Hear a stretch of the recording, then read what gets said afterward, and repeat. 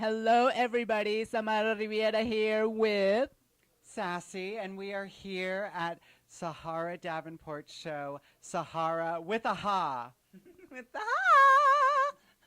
Now, I gotta say before anything else, I have the same problem. Samara, Sahara. People call me Samara, like Sahara. That was one of the ongoing thing on your show, right? Right. It's Sahara with the ha, not Sahara with the air, because Sahara with the air goes air, not ha.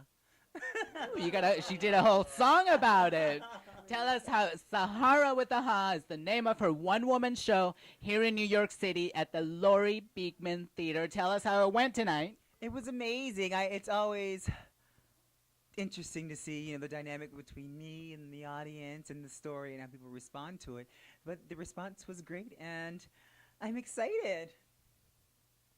So, what's going on with your new single? Your new song? Music. Well, my new song, Pop With Me, actually opened the show, was part of it. I had to put it in there. It's coming out. We've been having some issues with dates, but it seems like it's going to be coming out before the middle of October. The video shot and ready, for press, and we're just ready, finalizing the paperwork and all that stuff. And you'll be able to find it on iTunes and Amazon.com and all those gorgeous places. So look for it, Pump With Me.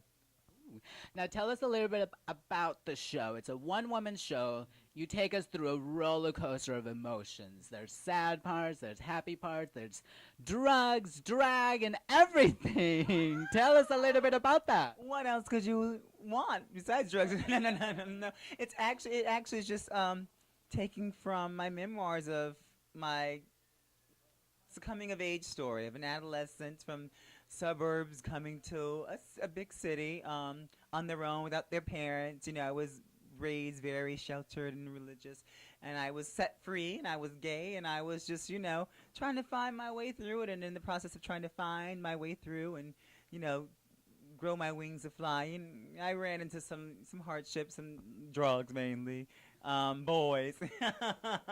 But I came out of it, which is the most important part, is that I came out of it. And sometimes, you think that you're alone in a situation. And as gay teens and gay people do, we sometimes tend to push people away. It's a process for everyone. And you have to be a little more patient. So that's what my story's all about. You're pretty much bearing your soul throughout the show. I mean, it's very personal. Like you said, it's a memoir. What is it like going up there on stage and just putting it all out there for everyone? I don't know why I did that, to be honest with you. It's like tonight I was like, what in the world was I thinking? Why am I doing this? But the cliche is if you touch one life, and tonight someone came to me and said that, I'm going through this now. I'm a recovering heroin addict, and thank you so much for the story. It gives me hope. And I was like, yes, you're a baby. You have the rest of your life ahead of you. You know what I mean? You can get past this. And then, if you touch one person and you connect with one person, I think you've done your job, And I think that you connected with the entire audience. I mean, it was your story, and I think there were moments of it that connected with everybody. So regardless of what kind of emotion they were going through, whatever they're going through in their life, you definitely connected to it. So I thought it was great. Thank you so much. Yeah, there's so much more in the show than just drugs. Yeah. I mean, I love to have a good time and drink, and I'm a rock star. But but everything's good in moderation. That's the saying, right? So I mean, yeah, I'm just that this was just thrown upon me, and I thought it was the time to do it, and I did it. Don't know why, and here we are. It's hard with the ha. Now, we live in big cities like New York City and, in all these big, fabulous cities. But sometimes we forget about the children that are growing up in other cities that are not big like New York City. And they're trying to get out, discover themselves. What advice do you want to give those kids? They're kids, and they need to listen to what advice we have. What advice do you want to give them? Well, and that actually, to be honest with you, this show came about because of the response that I got after telling a snippet of this, seeing on RuPaul's Drag Race. The response from kids and preacher's kids and, kids who were in drugs or people who weren't understood or didn't feel loved was tremendous. So I felt that this would be the tool, the vessel to let them know that you can come through it. And whoever you are, wherever you are, and whatever you're going through, just so that you can come out of it. Just, have patience and believe, if not a higher power or a higher being, or you don't believe in your parents, believe in yourself and know that you are worth it and that you can come out of it and that it's just the beginning. And tomorrow is a better day, Hallelujah. regardless. Hallelujah.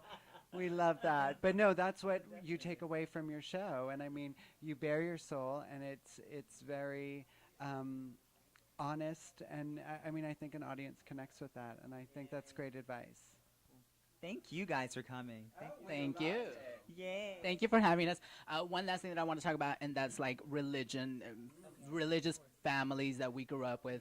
I know my experience was like my mother was not religious. She became a religious fanatic afterwards, more recently, and it seems that she became more judgmental when she became a religious fanatic, and then she did, I had the same thing. That was one of the things that I related to, that we're trying to exorcise my demons out. Right. Didn't work that way, but they're not demons. Yeah, They're diamonds. yeah, they're diamonds. But, what advice, because I know we just saw that in your show right now, but, some people that are out there watching did not see that. Right. What advice do you want to give those people that have, religious fanatic type family members when they're growing up? I think the biggest thing to remember is that if you do believe or if you don't believe, that you are still worth tons. Do you know what I mean? That there's something in you that is worth the world. And regardless of what anyone is saying about you regarding religion, it's for some people, and sometimes I think that a lot of us gays run away from religion because we're shunned by it. You know what I mean? It's not like being a homosexual is not a Christian-friendly thing, and so we say, well, they don't understand us, so I'm going to shun them.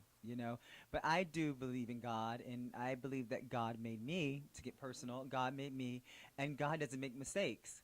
So that's how I rationalize, and just know that you are not a mistake, and you are worth everything that you believe in, and just keep believing in yourself, and that will get you there. That's fantastic. Yeah. Also, I mean, that was very personal, and thank you for sharing. I want to get back to the show. Who designed the costumes?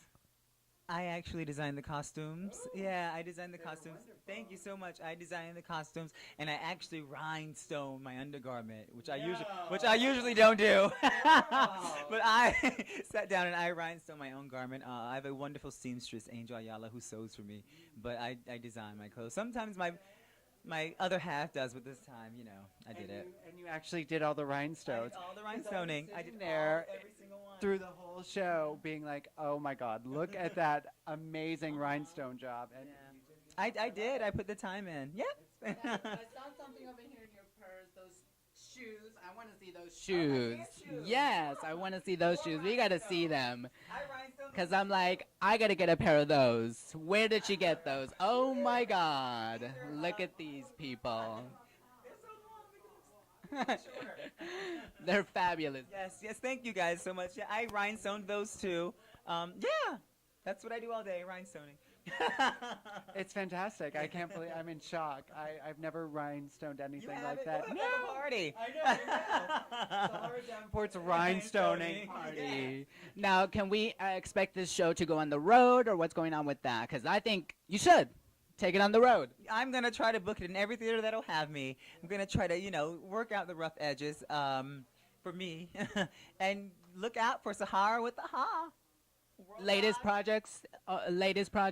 My latest project is the single Pump With Me will be coming out in October at some point, and I'll take to the road to promote that. Actually, in early October, I'm going to go before it comes out to promote it, and I'm back to the road now. Fabulous. See her at a city near you, I guess. Anything else, ladies? www.saharadavenport.com, and you can find out where you can find me. Thank you, love.